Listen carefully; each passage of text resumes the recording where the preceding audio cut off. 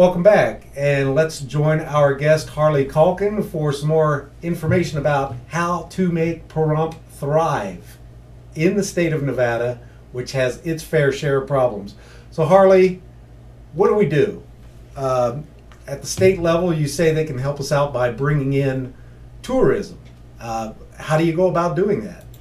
Well, as I was mentioning before we went back on the air here, we would need to get some laws changed. And as I said, Pahrump has some, and Southern Nevada is different.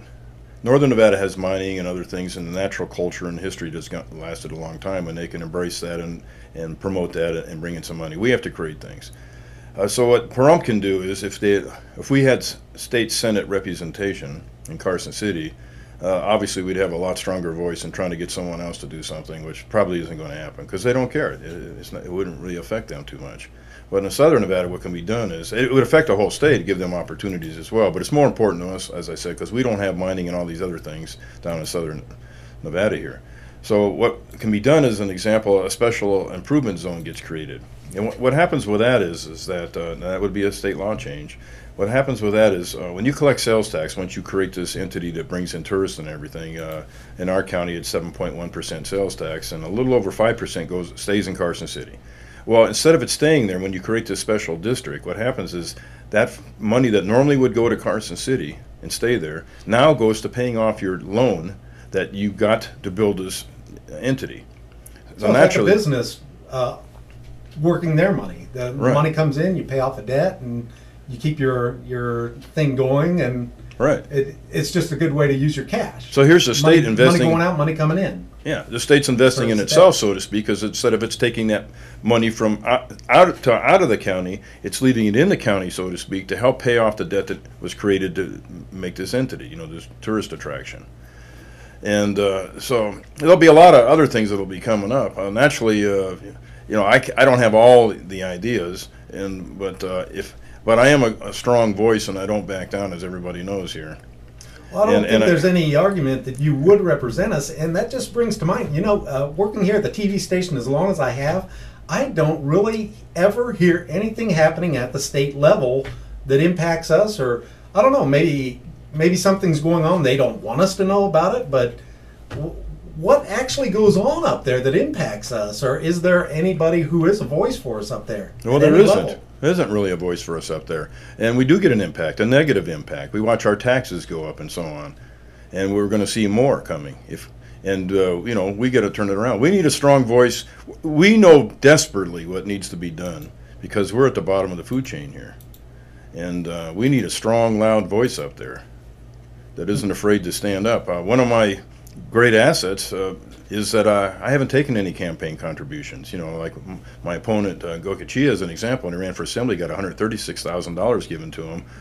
And in the first month of this campaign, he had over $60,000 given to him by a lot of big business and everything. So what happens? When anybody gives you something, they want something in return. So he protects them. Like I said, he protects mining. He protects a lot of things from paying their fair share of taxes, and then the burden gets passed on to us. And we're having a hard enough time already. While these people are creating record profits, as an example, our copper, gold, and silver are all being exported to foreign countries, record profits for these companies, and we're starving here in Nevada. And compared to on most topics to virtually every state, we're the worst. That's not right. We are a sparsely populated state. We got around 3 million people. With all that mining and everything, and gaming coming in, bringing a lot of money in, we should be doing a lot better than we are.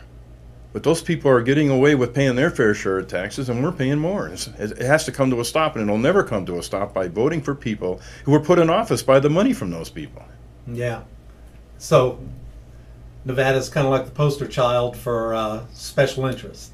Well, it really is. We are a special interest run state. We really are. Wow, how sad. Well, the size of this district, I just got to touch on that. It goes all the way from here up to the Idaho border. It's like a swath right through the middle of the state. You probably have a lot of varied interests who would like to be represented. How do you go about that? Well, I travel around the state quite a lot anyway because I go to events and stuff, and I've always enjoyed traveling around and doing things. I have a lifelong friends and family in northern Nevada as an example. We travel all over doing stuff, and but really it's pretty much the same. You know, the people want better health care. They want better education. They don't want to pay more taxes. That's pretty common throughout, you know, everywhere really. And if we don't make some changes here and get the right people in office, then it's going to be the same old thing. Like I said, we have, like the way this district is set up, that is purposeful. That will take someone with money to really be able to campaign effectively and get elected, right? Gotcha. It takes a lot of money. Okay. And so that same old big business bot politician who has all the money, it ain't hard for him. He can go to all the media in all the towns and spend a fortune. Well, I don't, like I said, I haven't received $1. So that's gerrymandering on a they're never ever level of think just making it such a big piece of geography that you got to have big money to be able to cover it all. Yeah, you know, Interesting. and it's you know, it's done on purpose. You know, to keep the power that they have. What's the breakdown in the assembly right now between Republican and Democrat, and is there a lot of gridlock there? Do they work well together? Or? I don't really, you know, I'm not really sure on exactly how it breaks down, but I mean, rural Nevada breaks down to, as I saw on the paper, what is it, 28,000 Republicans and 18,000 Democrats. Personally, I'm a nonpartisan kind of a guy. The party has nothing to do with me. Being a Democrat, in my mind, simply means that I'm a working class person and I stand up for the working class people. And that's all it means. And I could care less what party somebody is. Why would I? All I want to do is move Nevada and Pahrump in a positive direction. And I'll work with anybody that I feel has the same goals in mind. You know, if someone in my own party wanted to raise taxes or something, want me to go along with it, the answer is going to be no. I will not support any tax raising on the citizens of Nevada. Oh, well, that's good news. I'll vote no every time. I said business doesn't pay its fair share, and I use the word citizen, so I make it quite clear. You know, that's the con games about politics. As an example, we get emails for things wanting us to sign a pledge we won't raise taxes. Right. But that's a little gimmick, isn't it? I won't raise taxes. If I sign that, then I'd be a liar if I raised it on business or whatever, right? Right. So they're getting you to protect business from paying their fair share. I'm talking about big business, not small business. Small business should see a decrease in taxes to help them get started and everything. And I'm looking at a business that has, let's say, 100 or more employees. That's a decent-sized business. They should pay their fair share. You know. Okay, on that, we are going to take our second break. And when we come back, we're going to talk about something that Harley and I were discussing off camera, and that has to do with the way Pahrump looks at solving their problems compared to a lot of other rural communities here in the state. So don't go anywhere. We'll touch on that, and we'll be right back.